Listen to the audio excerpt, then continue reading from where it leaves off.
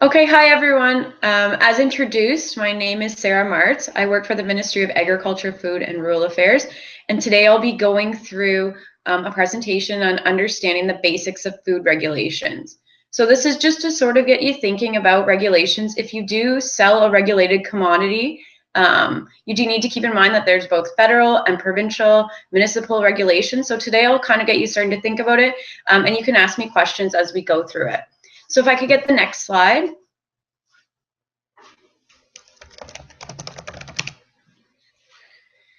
Okay, so why do we regulate? What is the point of regulations? Why do we need to care?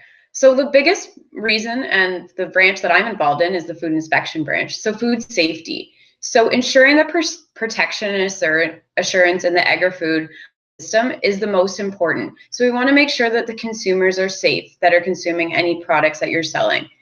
The second one is consumer information. So the weight, the price, any allergens is always very important. And the second or the last one is to strengthen food integrity. So that's something like country of origin. We don't want somebody importing food and then putting product of Canada on it if it's not actually product of Canada or product of Ontario. Next slide, please.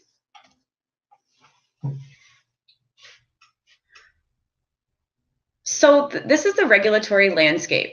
So in Ontario, food safety is shared responsibility, and all the levels of government, so that includes the federal, provincial, and municipal, they have distinct, but all of our rules sort of interconnect as well. So on the federal side, you'll see that on the screen that Health Canada and the Canadian Food Inspection Agency, those are our federal ones. Now, the Ontario Ministry of Agriculture, Food and Rural Affairs and the Ontario Ministry of Health and Long-Term Care, those are kind of the counterparts to those two provincial or federal ones. The last one is public health. So this is municipal. So when you're thinking of selling something, or if you're already selling something, you need to think of all of these levels of government. Each of us has our own role, but at the same time, we also connect. So who does what? So the Canadian Food Inspection Agency administers and enforces all federal legislation related to food inspection, agricultural inputs, and animal, plant, and health. So they're responsible for any federally registered establishments. So if you are part of federally registered establishment, this could be a meat plant, a maple syrup operation, a dairy plant, anything like that. The federally registered establishments will be inspected by them. So OMAFRA administers and enforces a number of statutes to minimize food safety risks. We look at different commodities, but also the same ones as well. So milk and milk products, egg and processed eggs, fish, produce, honey and maple products, meat and meat products. Now, the Ontario Ministry of Health and Long-Term Care, they have legislative authority for food safety in retail and food service establishments. So this is the grocery stores, any fast food chains, any chains that are selling any food. And then local public health units also conduct food premise inspections, and they enforce activities in the retail and food service establishments. Can I get the next slide, please? So this is the regulatory landscape. So I'm going to go solely into provincial regulations today. Because I work for OMAFRA, those are the ones that I'm most familiar with, although at the end I do touch on a few of the federal regulations and legislations as well. So the first one that I'll be sort of touching on, I'll go through each of the commodities. So under the Food Safety Quality Act, which is in the blue on the left-hand side, under that you have produce, maple products, honey, meat, and eggs. So produce, honey, and maple products are under Ontario Regulation 119/11. Meat is under Ontario Regulation 3501, and eggs is under Ontario Regulation 170/10. In the orange there, you see that the Milk Act has their own regulations. So they have the Milk and Milk Products Act, and those are all the ones underneath there that affiliate with that. The Fish Inspection Act, which I'll be getting into a little bit of detail, that's hopefully changing in the next couple of years. And then we have the Health Protection and Promotion Act. So this is mainly the municipals that deal with this regulation, but it's an Ontario one. So if I can get the next slide.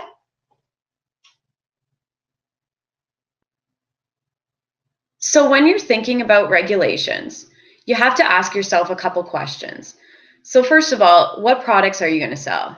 what products are actually regulated. Where are you going to be selling your product? That's an important one. Sometimes there's different regulations, whether you're selling at farm gate, farmer's market, if you're shipping out of province, if you're shipping out of Canada. So do you require a license for whatever activity you're undertaking? What are the food safety risks?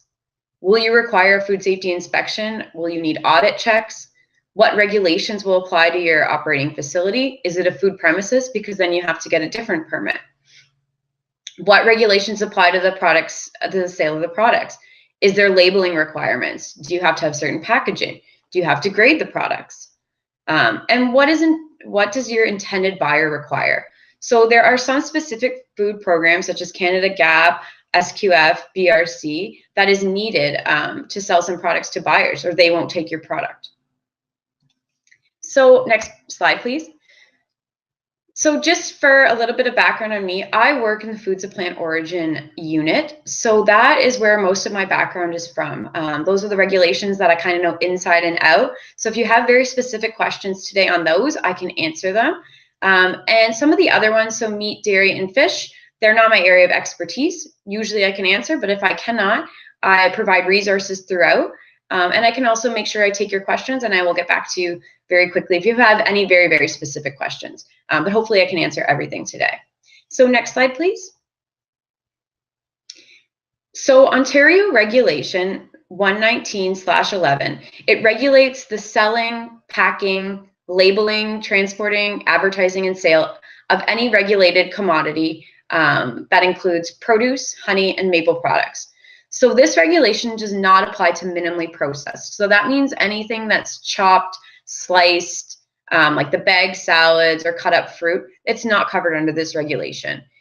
In addition, if it cannot be commercially grown or harvested in Canada, so something like papaya, it's not covered. If it's tomatoes, which are grown in Mexico, it is covered because we can grow tomatoes here. Next slide, please. So in the regulation, there are several food safety guidelines. In particular, Ontario Regulation 119/11 prohibits harvesting contaminated produce for human consumption. Next slide, please. So selling, packing, or transporting contaminated produce, honey, or maple products is strictly prohibited. If you're mixing contaminated honey or contaminated maple products with products that are not contaminated, that's also prohibited. So premises, facilities, equipment, and utensils that are used in production or packing of honey or maple products, they have to be clean and in sanitary condition. The one change that was made as of January 1st, 2018 is all food contact surfaces that are used in producing or packing maple syrup must be made of food grade materials. So that's to get rid of any lead bearing equipment that was still left in maple syrup producers' equipment. Oh, next slide, please. So produce labeling. So the regulation requires produce to be identified with specific information for labeling, signage, and advertising. So the labels on packages, they must include the name and full address of the packer or producer, the country or province of origin, so that would mean product of Ontario, the common name of the product if it cannot be identified through the packaging. So if it's not clear packaging, you need to put on what it is. And in the case of potatoes of the yellow variety, they must state yellow flesh potatoes. And in the case of peppers, it has to say whether it is sweet or hot. Next slide, please.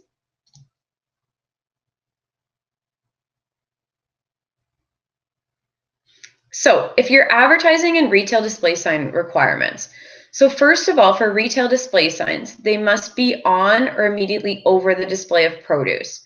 It has to say the country or province of origin, the price per unit weight, and if it's sold in weight, it has to be metric. If you're selling it by the basket or by the unit, it doesn't have to be in metric. In the case of peppers, again, you have to just say whether it's sweet or hot, and the print size. So it has to be easily read and in reasonable proportion to the size of the sign. So if you look at the bottom of the screen here, you can see two pictures. On the left-hand side, there's strawberries that are for sale. And on the right-hand side, it's the same picture. The difference is the retail display sign. So you can see on the right, it says strawberries, it's at a farmer's market, and they're just writing locally grown, $4 a basket. So unfortunately, locally grown doesn't give the person much indication of where it's actually grown. So you have to state the province of origin or the country. So if you look on the left-hand side, you can see it has strawberries, product of Ontario, $4 per basket, and then at the bottom, it can still state locally grown. So as long as you have that product of Ontario, you can have the additional information as well. Now for advertisements, so if you are having a flyer or anything like that or anything online, your country or province of origin must be on the advertisement, and then the net quantity. So if it's packaged by weight, that needs to be on there as well. Next slide, please. So for honey and maple products, there are labeling, grading, and packaging requirements. So for grading, honey and maple syrup have mandatory grade and color classifications. If you're packaging, there are regulated sizes for containers of honey if you're selling at retail. So if you are selling at a retail establishment, you must use certain container sizes. For maple syrup, there's no container size requirements. However, as of January 1st, 2018, the containers must be labeled with a production lot. So this is to help consumers know, and in the case of a food safety outbreak, you can trace back exactly what lot number the maple syrup was from. So other requirements. If you're making comb honey, you must make sure that it actually says that. The net weight of the honey or the volume of the maple syrup must be on the label. And for honey and maple products that are produced outside Ontario and then sold in Ontario, you must have the country or province of origin on the label. So misrepresentation. So Ontario Regulation 119/11 prohibits any false or misleading information. So that's the province or country of origin. And on any label, package, container, advertisement, it must be on there, or you can't have any misrepresentation.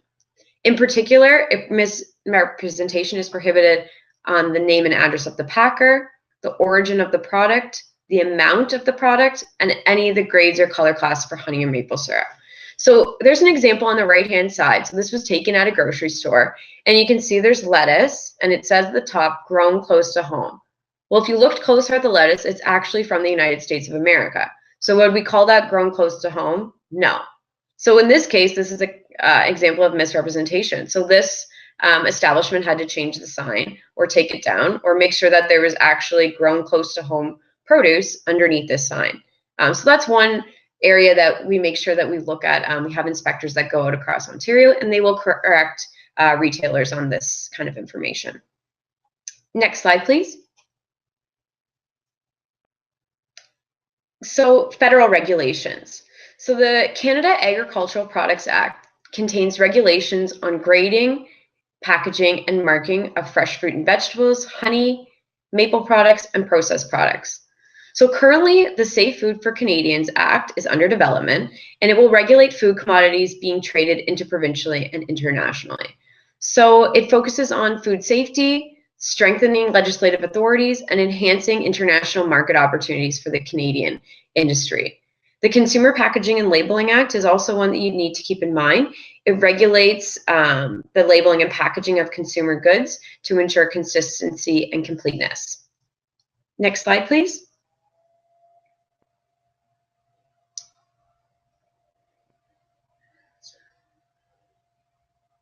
So after I've gone through all of the information on produce, honey, and maple products, you can see that there's several resources on the screen. So the retail display sign and label toolkit is available online. So that's a really easy application to use. So you go on, and if you are selling at a farmer's market, let's say you're selling apples, you go online, you download this kit, it goes into Microsoft Word. If you have an agreement with Foodland, we also have that option. You type in that you're using apples, how much it's sold for, what the country or province of origin, and then you print it out, and then you know you're abiding by the regulation. So it's a great tool to use.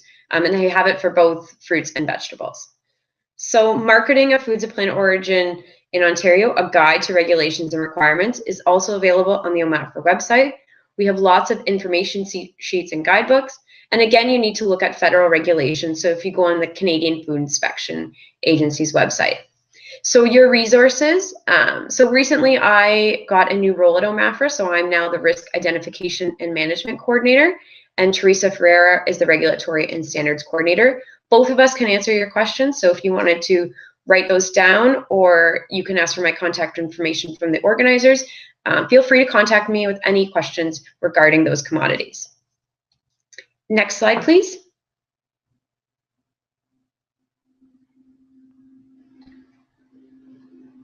And you can go to the next one too. So meat. So I'm going to go through the provincial and federal regulations for meat. So any meat or meat products that are sold or distributed in Ontario must be from a provincially licensed meat plant or from a federally registered establishment. And or if they're imported, they must be imported from federally approved sources. Can I get the next slide, please?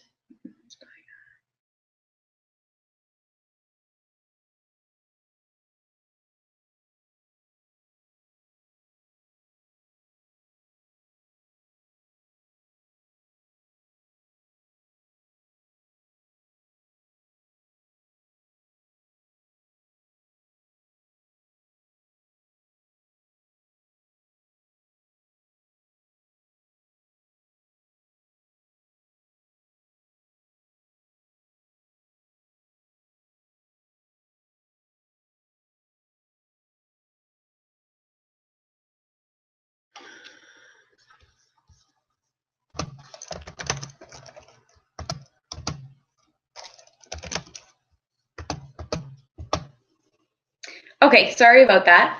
So provincial meat regulations. So any meat or meat product that is sold or distributed in Ontario must be from a provincially licensed meat plant or a federally registered establishment. If they're imported, it must be from federally approved sources.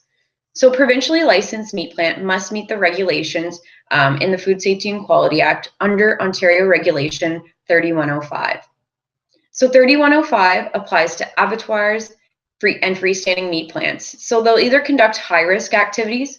So at OMAFRA, we consider high-risk activities canning, curing, smoking, and ready-to-eat meat products. And low-risk activities would include cutting, slicing, boning, and marinating meat products. Next slide, please.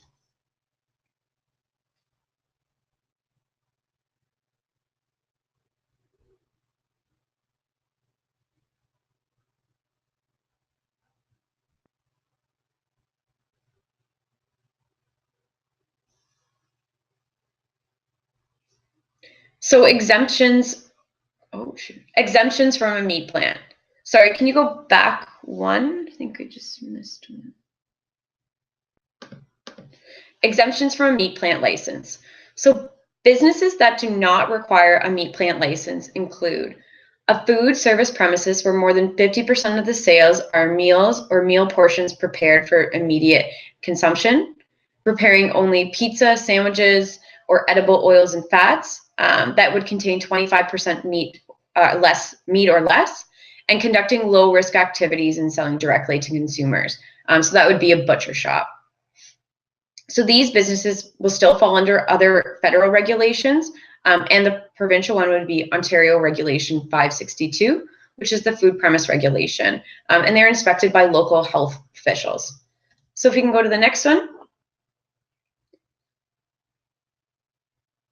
So Ontario Regulation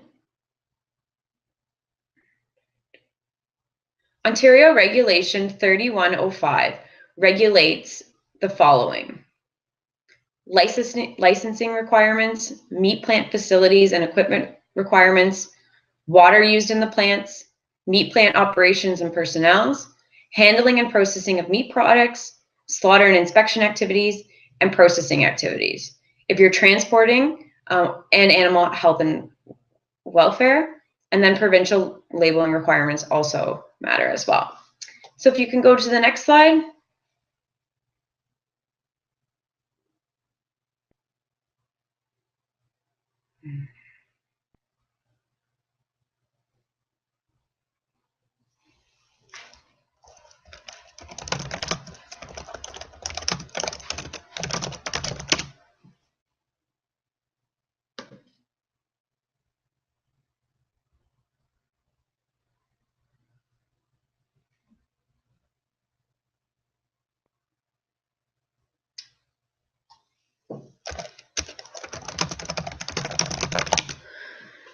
So for meat, the federal requirements, oh, okay, so I'm not sure if you heard me already go through this slide.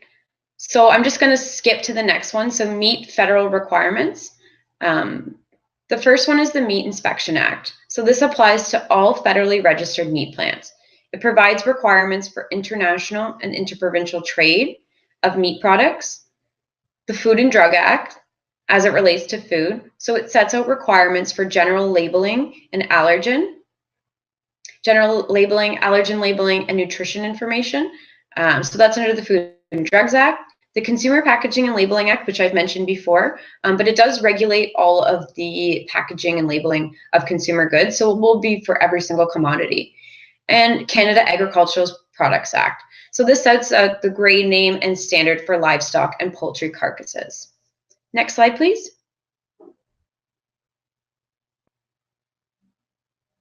So your resources. So the OMAFRA Meat Inspection website is very detailed. You can find tons of information on there. And you can also find the regulation 3105. Again, you should look at federal requirements. And your resource for any sort of meat-related questions is Carla Royston. She's the Food Safety Advisor in the Meat Inspection Program, and her contact information is on the screen. Next slide, please. So next I'll go into dairy. Next slide. So the Milk Act.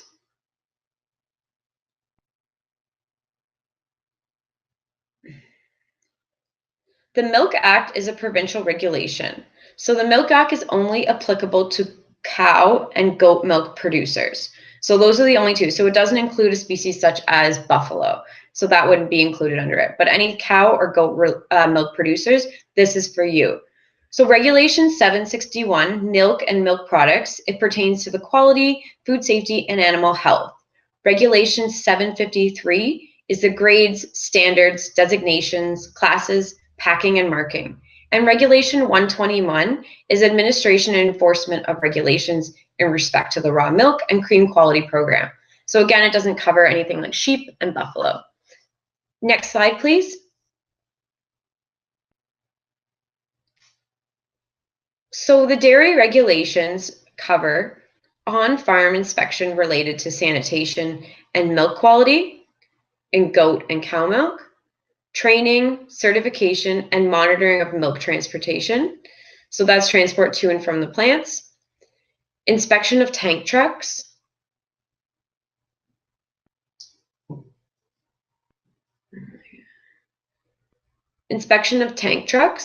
So this is used to collect and transport milk from farms to processors, and testing of raw milk samples for quality, including bacteria levels and antibiotic residues. So licensing and inspecting of the processing plants and fluid milk distributors. So before you need a license, you have to contact to apply for a permit to consult or alter a building intended for use as a plant. And OMAFRA will consult with any new stakeholders on new milk applications. So you can just contact somebody at OMAFRA and it'll give you a resource in 1 second. And the plant needs to be in compliance with all the regulations. Next slide, please. So federal regulations. The Food and Drugs Act is where the Division 8 dairy products are under. The Canada Agricultural Products Act, which is the dairy regulations. And federally registered plants are licensed by OMAFRA, but they're inspected by the CFIA. So a lot of the times, dairy plants will have both OMAFRA and CFIA in the institute. So next slide, please. So your resources are, okay, and looks like we're on fish. So fish, provincial and federal regulations. Next slide, please. The Fish Inspection Act includes shellfish, crustacean, and any marine animal and any parts, products, or byproducts of them. So Ontario Regulation 456 is a quality control one. So it applies to all fish and fish products for sale in Ontario marketplace that are produced at a non-federally registered facility. So general requirements will include packaging, fish containers, detention and appeals, quality designations, code markings, construction and equipment, and operating requirements for establishments. Again, the transportation is also included under this. Next slide, please. So the problem with this old Fish Act, OREG 456, is that there is actually not that many food safety requirements. So the proposed idea here is that they're going to repeal Ontario Fish Inspection Act and OREG 456, and a new fish food safety regulation would come in under the Food Safety Quality Act. So this has already been proposed, and the proposal you can get online at the link there, or you can email any of us to get the link as well. And that's the proposal, and will hopefully come in the next year or so. They're hoping to get it through. Next slide, please. So the Fish Inspection Act is administered by the Canadian Food Inspection Agency. It regulates the product and process standards of seafood products in federally registered establishment, and that's if you're trading interprovincially or internationally. At the same time, anything that's imported into Canada as well. Consumer Packaging and Labeling Act will apply again, and the Food and Drugs Act, because it relates to any food. So that's for labeling, allergen labeling, nutrition facts, table, anything like that would be included. Next slide, please. So your resources for this is Danny Genzeviv, and he's a food safety advisor at OMAFRA, and his contact information is on the screen. Next slide, please.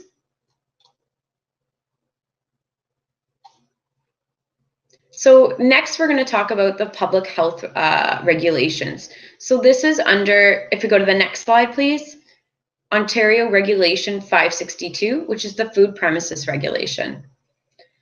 So the food premise regulation is under the Health Protection and Promotion Act, and it applies to all food premises, including catering vehicles, mobile preparation premises, street vending carts, fixed premises. So that's restaurants, bakeries, any kind of processing plant.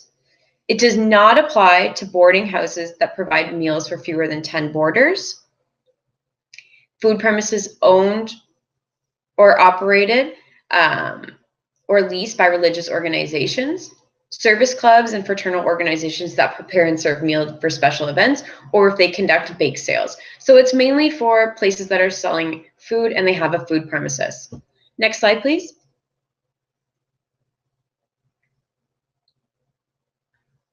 So this regulation will cover tons of different information. So if you do have a food premises, you really need to make sure you read through this regulation, as it covers building maintenance, storage and cold storage, lighting, ventilation, equipment, food handling, the maintenance, personnel, sanitary facilities, so that would be your hand washing stations, that you have hot running water, that kind of thing.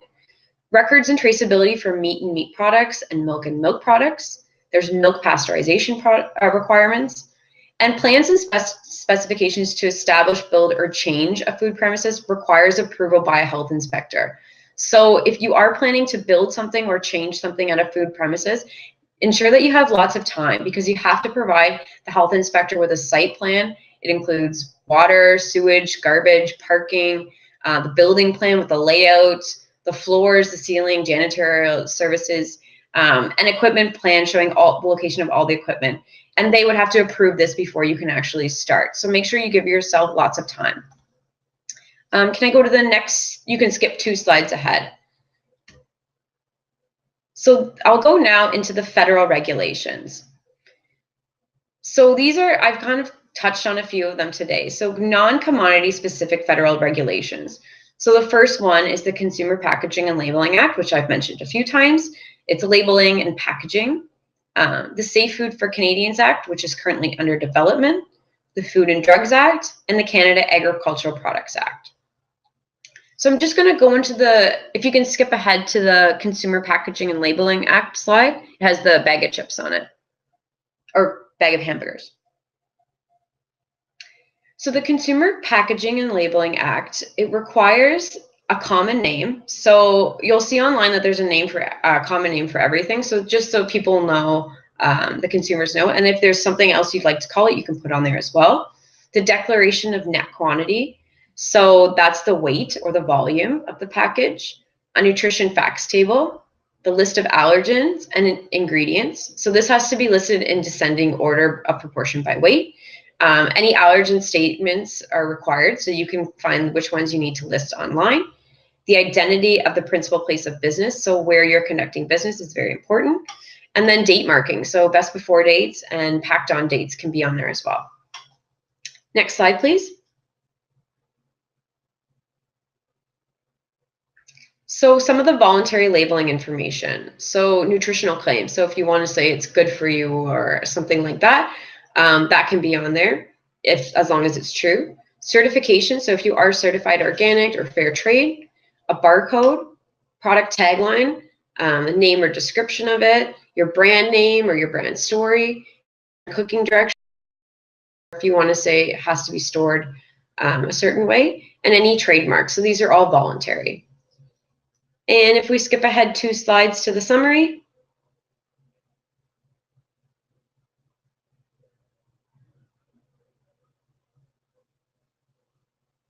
All right, so in summary, thanks everyone for bearing with me today, first of all. Sorry I couldn't make it in person. The weather didn't want us to be there. But just to get everyone thinking and do your research and get thinking about the regulatory requirements early. So if you want to sell something, think about everything you need. Contact somebody at OMAFRA to ask them questions, or your local health unit or the Canadian Food Inspection Agency. So kind of make sure you have everything planned out before you start. It's easier to do stuff at the beginning than to change it later. So incorporate any of the applicable regulations into your planning. If you need to have certain labeling requirements, figure it all out before you print your labels. Otherwise, you may have to reprint them. And so don't forget to factor in the appropriate amount of approval time. Anything that needs a license, a registration, anything like that, make sure you figure out how much time you need, what the approval times are, so that you have everything in line before you start building or selling a product. And use the resources and contacts that I gave you today. So one of the great parts about this presentation is that I give you resources for 4 or 5 different people at OMAFRA. You can contact any of us to ask us really any questions, and usually we can figure out where to direct you. And any of the specific areas, you can contact for questions on those areas as well. So at this point, I'll take any questions. I think I'm doing it over Skype, but I'm not sure. So I can take questions in the chat. Oh, I'm going on Skype. Okay, I have 2 questions. The first one, it used to be under Ontario Regulation 119 that potatoes were grandfathered and you had to grade them before you could sell them basically anywhere, including a farmer's market. I thought that was supposed to expire in 2016. I was wondering if you could confirm that it has expired.